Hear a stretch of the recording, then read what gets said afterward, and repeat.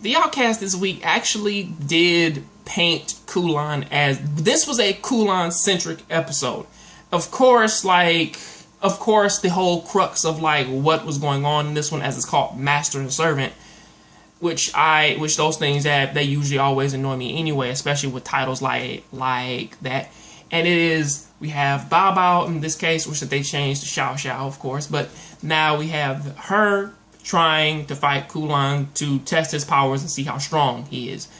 And pretty much the whole crux behind this is that we learn that the only reason why Kulan has this power is because of his grandfather. It's something that his grandfather harnessed, and pretty much it passed on from Kulan's father to him.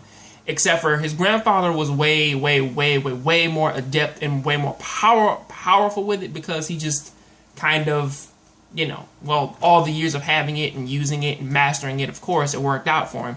Which is that it kind of turns him to saying, like, well, he has to hide his powers because if he does, people will look down on him.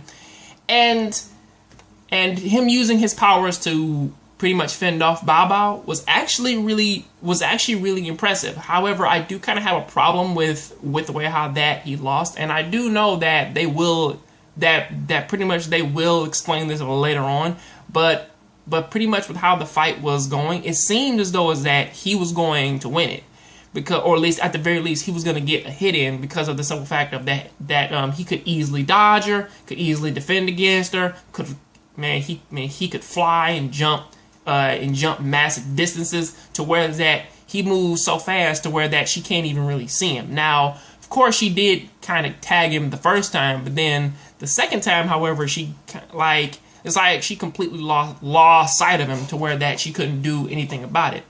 And of course, she does kind of end up, kind of knocking him out and tearing away all of his clothes, just by simply saying that she was, I would say she was holding back, of course. However, they do kind of have to have a small little comedy scene there, to where that she doesn't force him into her servitude only by sheer force. She forced him there by saying that she would take pictures of him naked and then spread them across the school. So that one seems more realistic in terms of trying, to force this guy into your servitude, versus like, well, yeah, I'm just stronger and I'm just gonna force you to do it. So yeah, I do rather like that rather than the alternative. But till then, that is what I gotta say about that. Please tell me what you think about this down there in the comment section, especially that fight. And I'll see you next time on the next Jongravesshow. Keep watching anime, keep playing video games. I'm out.